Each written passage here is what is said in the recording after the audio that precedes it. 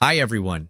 Today we're going to walk you through the process of creating an automation in ConvertKit. If you're new to ConvertKit, check the description for a link to a free trial.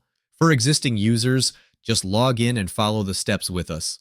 First, click on Automate, then click on Visual Automation. Next, click on New Automation. After that, choose a template for your automation.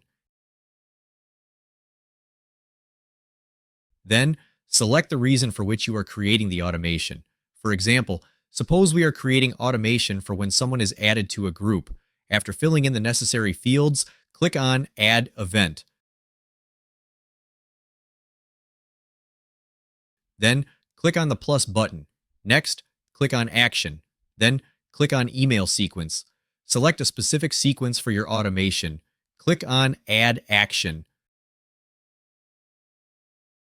From here, you can edit your automation as needed.